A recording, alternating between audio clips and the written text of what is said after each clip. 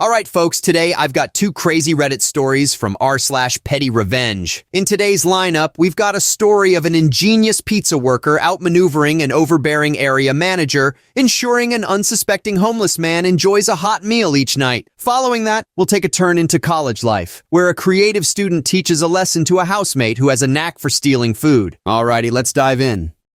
Can't buy a homeless man a pizza? Fine by me. Posted by HugeBuddy2216. Back in the early 2000s, I worked at a renowned U.S. pizza delivery chain store. If you've ever had the pleasure of working in the U.S. food service industry, you'll recognize a failing restaurant when you see it. On many nights, the entire establishment was managed solely by me and one driver. Taking breaks wasn't an option, as that would leave the restaurant unmanned. The recent franchise buyers, who were absolutely clueless, would make surprise visits just to berate me. To top it all off, the vast majority of our customers only ordered once and never returned.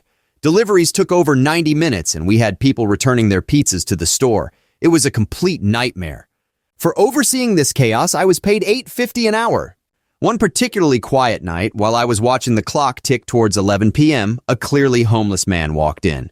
He introduced himself as Ricky and inquired if we had any leftover pizzas that hadn't been collected.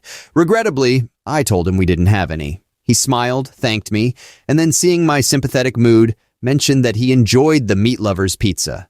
Considering his request was far from unreasonable compared to some of our customers, I'm referring to you, Mr. Teriyaki Bacon and Sardines guy, I agreed to make one for him. Ricky was so grateful that he sat down and started bouncing in his seat like a child. I took the order, paying for it myself. It cost $12, roughly equivalent to an hour and a half's work for me. A fair trade, I thought.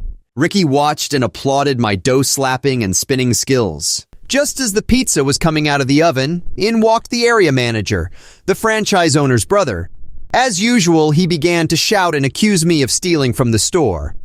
In the midst of his tirade, one of our few regulars, Henry, walked in. Upon hearing the commotion, Henry looked incredibly uncomfortable. I eventually informed the area manager that I had paid for the pizza with my own money. He continued to shout, called me a liar, and warned me that the cash count better be accurate that night before storming off.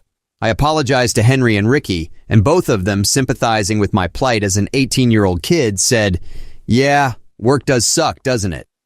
Ricky and Henry collected their pizzas and left around the same time. I saw them conversing outside. The next night, Henry called me to place an order, unusual because he was typically a once-a-week customer. Even stranger was his order, a Meat Lover's pizza instead of his regular Supreme. I prepared the pizza, but 20 minutes later, Henry called again to cancel his order. I said that was fine. Coincidentally, Ricky walked in around that time asking for a pizza. I happened to have one under the heater that was going to go uneaten. Thus, a nightly routine began. Henry would call to order a Meat Lover's pizza, which I'd prepare. Then he would call again to cancel, just as Ricky would coincidentally arrive. This happened every night at the same time like clockwork and continued for months. Eventually, the area manager got wind of our arrangement because a bootlicking coworker ratted me out, but I defended myself, stating I was merely doing my job as instructed. Consequently, they quietly removed me from the schedule, effectively firing me, but frankly, I didn't care. About a year later, the restaurant shut down. While it wasn't entirely down to Henry, I was nonetheless pleased to see it go. Okay, wow. Our unsung hero working the pizza counter, the misunderstood Ricky, the amazing human being that is Henry, and of course the villain of the piece, the area manager. Honestly, if this story was a pizza, it'd be the ultimate feast of humanity with extra karma on top. The pizza joint transforms into a theater of human nature where generosity and cleverness confront inconsideration and irrationality. Henry's perfectly timed orders and cancellations, Ricky's elated innocence, and our protagonist's intelligence in handling the sticky situation are all ingredients that make this story a true delicacy. The ultimate slice of satisfaction, the unsuspecting area manager completely clueless about the nightly pizza dance. That's some delicious, cheesy revenge served hot, ladies and gents. Don't Steal My Brownie Soldier, posted by Tom Marvolo Tomato. In my college days, quite a few decades ago, I resided off campus in a large house repurposed into multiple individual rooms.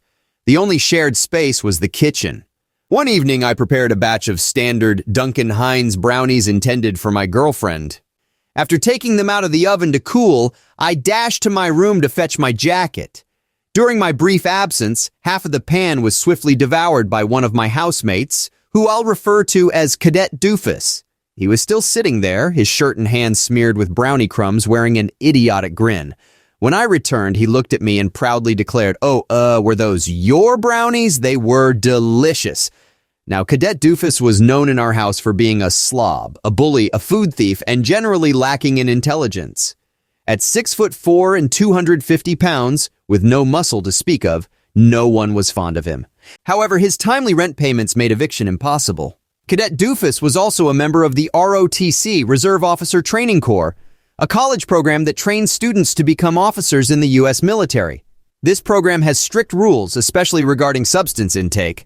Coincidentally, I had my own reputation in the house as a regular user of cannabis and as someone more intellectually endowed than your average military hopeful. I stared at Cadet Doofus in disbelief. "You ate all my brownies!" I yelled, which drew the attention of the housemates next door watching TV.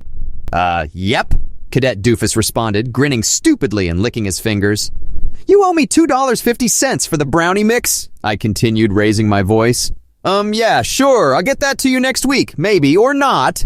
And you also owe me $50 for all the pot that was in those brownies, I bellowed louder, prompting giggles from the housemates in the next room.